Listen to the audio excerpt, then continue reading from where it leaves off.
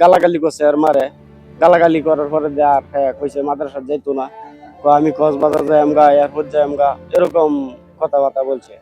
বললে পরে শনিবার দিন থেকে 8 তারিখ শনিবার, 8 তারিখ থেকে নিখোঁজ। আমার মোবাইল নম্বর হলো 01408175387। এখন কত হলো আমার ছেলেটা যাতে আমি ফিরে পাই, আপনারা সবাই বেশি বেশি করে শেয়ার করে দেন, আমার ছেলেটা আমার বুকে যাতে ফিরে পাই। গাজীপুর গারোপাড়া থেকে আমার ছেলে হারায় গেছে। মাদ্রাসা তার আয় নাই, পরীক্ষার পরে বন্ধ থেকেছিল, পরে বাসা থেকে আর মাদ্রাসা তাই নাই। তখন আপনার কাছে আমার অনুরোধ, আপনারা আমার ছেলেটা আমার বুকে ফিরাইয়া দেন। ছেলে 8 তারিখে হারাইছে, শনিবার 8 তারিখ ছিল, আজকে 11 দিন আমার ছেলে হারাইছে। এই পর্যন্ত এই যে খুঁজদা যে পাইতাছি না। এখন আপনারা যেভাবে হোক আপনারা আমার ছেলেটা আমার বুকে ফিরাইয়া দেন। আমার ছেলের নাম হয়েছে সোহাগ, আমার নাম হয়েছে মোহাম্মদ আব্দুর রহমান। অনেক খুঁজদাজি, বয়স 12 বছর চলতেছে। গাজীপুর থেকে হারাইছে।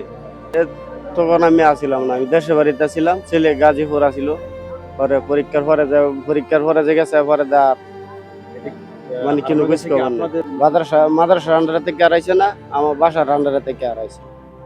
ফ্যামিলি লিয়া গাজীপুর আমি থাকতাম, পরে আমি গেছিলাম দেশের বাড়িতে, আমার অসুস্থ, আমি হারাইতেছি না, ছেলের বারকো বারো লইতেছি না, মাদ্রাসা লাগা পৌঁছাইতেছি না। ব্যর্থতা থাকলে আমার আছে, দোষ থাকলে আমার আছে, আমি যেহেতু ছেলেরে পৌঁছাইতেছি না।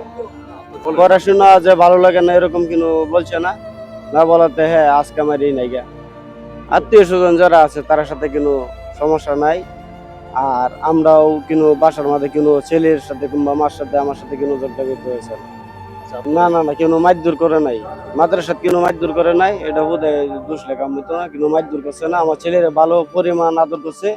এখন মনে করেন যে 12 চেয়ারা করছে, 12 চেয়ারা পরের থেকে মনে করেন যে হ্যাঁ খুশ খবর কেউ নাই।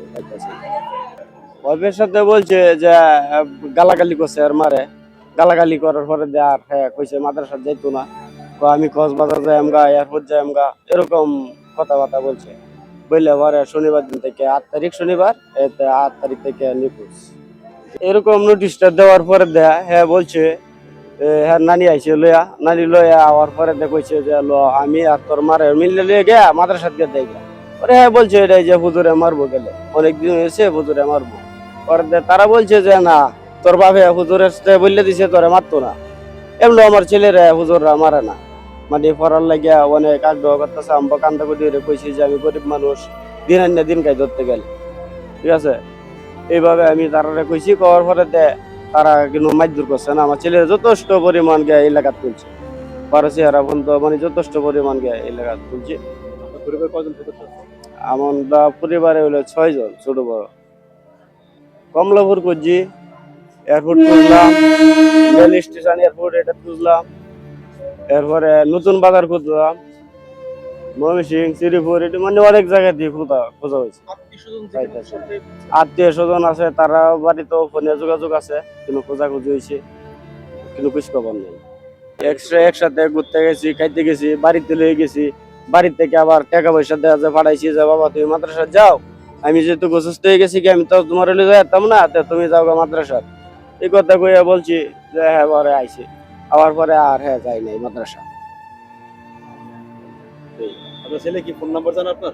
হ্যাঁ ফোন নাম্বার জানে, এখন তো হ্যাঁ ফোন দেয় নাই। আপনার ফোন নাম্বারটা বলেন।